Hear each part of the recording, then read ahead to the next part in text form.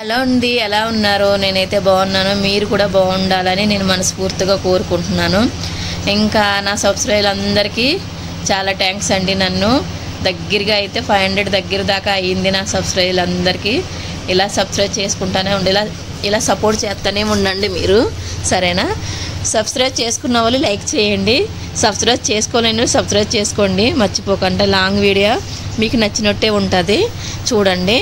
పొద్దున్నైతే night అన్నం మిగిలితే నిమ్మకాయ కలిపేసి నిమ్మకాయ పులిహోర అయితే చేసి తినేసాము. ఇంకా మధ్యాహ్నంకి అయితే తోటకూర వచ్చింది, 20 రూపాయల తోటకూర తీసుకున్నా. నేను తోటకూర 2 రకాలుగా చేస్తానండి. ఒకటి ఉడకబెట్టి తాలింపు వేస్తాను, ఇంకొకటి టమాటా వేసి ఉల్లిపాయ వేసి చేస్తాను. కానీ ఈరోజు అయితే టమాటా ఉల్లిపాయ చేస్తున్నాను. అది ఎలా చేస్తున్నాను అది మీకు చూపిస్తాను. ఇంకా తోటకూర కానీ ఆకుకూరలు కానీ ఏదన్నా కానండి, ముందు తెంపేసుకొని కడిగేసుకున్న తర్వాత కట్ చేయండి.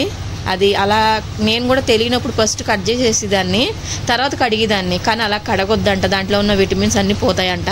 అందుకని ముందు అన్నీ ఏరుకొని నీటిలో వేసి కడుక్కొని తర్వాత కట్ చేసుకోండి. నేను కూడా అలానే కట్ చేసుకుంటాను. ఇంకా కట్ చేసుకున్న చాలా లేతగా ఉందండి తోటకూర. ఉల్లిపాయలు పచ్చిమిరపకాయలు కూడా కట్ చేసుకొని ఇంకా ఆయిల్ వేసుకొని దాంట్లో ఏమంటారు ఆవాలు జీలకర్ర వేసానండి. వేసిన తర్వాత ఉల్లిపాయ పచ్చిమిరపకాయ కొంచెం కలర్ వచ్చేలాగా వేపి దాంట్లోనే టమాటో కూడా వేసి వేపిన తర్వాత అది ఉంది కదండి తోటకూర, అదైతే వేసాను.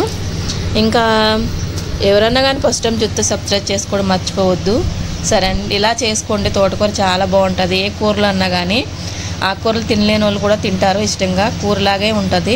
ఇంకా ఉప్పు కారం వేసిన తర్వాత పైనుంచి చేతులతో నీళ్ళు చిలకరించుకోండి, ఎక్కువ వేయొద్దు. నీళ్ళు చిలకరించుకోవడం వల్ల మనకి మగ్గి చాలా బాగుంటుంది. నేనైతే ఇలానే చేశాను. నేను చేసింది మీకు నచ్చింది అనిపిస్తే మీరు కూడా ట్రై చేసి కామెంట్ చేయండి నా కర్రీ ఎలా ఉందన్నది. ఇంకా ఈరోజు అంటే స్పెషల్ ఏముంది చెప్పండి? మా అక్క వస్తానన్నది. మా అక్క కోసం మా పిల్లలు ఇద్దరు ఎదురు చూస్తూ ఉన్నారు. ఇంకా మధ్యాహ్నంకి అయితే కూర తినేసాము. ఇంకా పొద్దున్నుంచి వస్తుందేమో అని అలా చూసాం కానీ రాలేదు. ఎందుకు వస్తానన్నదంటే, నేను మా అక్క హైదరాబాద్లో ఉంటాము, మిగతా వాళ్ళు అందరూ ఊరు సైడ్ ఉంటారు. ఇంకా మా అమ్మ లేదండి, మా అమ్మ చచ్చిపోయింది. మా అమ్మ పేరు చెప్పి మా అక్కకైతే చీర కొన్నాను. అది కట్టుకుని వెళ్ళిగాని రమ్మని ఎన్నిసార్లు చెప్తే వచ్చింది. ఆమె కోసమని పొద్దున్నింటి వెయిట్ చేస్తున్నారు. అంటే ఆమె డ్యూటీకి వెళ్తుంది, సండే రోజే ఉంటుంది ఇంటి దగ్గర.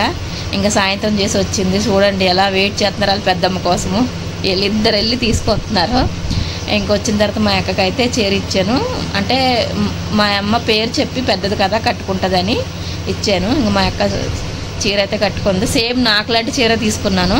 ఇంకా చీర కట్టుకుంటుంది కదా మా అక్క అని చెప్పి నేను కూడా చీర కట్టుకున్నా. ఇద్దరం కలిసి ఫోటోలు దిగుదామని. ఇంకా మా అక్క ఎలా ఉందో కామెంట్ చేయండి. ఇంకా ఏమనిపిస్తుంది అంటే, ఎక్కడన్నా ఏ చీర చూసినా కానీ ఈ చీర మా అక్కకి బాగుంటుంది కదా అని నాకు అనిపిస్తుందండి.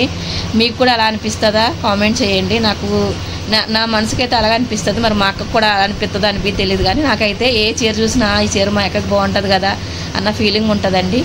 నాకైతే మేమిద్దరం చాలా బాగుంటామండి ఇక్కడ. ఇంకా ఊర్లో ఉన్న చెల్లెలు కూడా ఉంటారు, కాకపోతే వాళ్ళు దూరం ఉంటారు. మేమిద్దరం ఇక్కడ దగ్గరగా ఉంటాము. ఓకేనా ఫ్రెండ్స్? నా వీడియో నచ్చితే లైక్ చేయండి. Bye bye.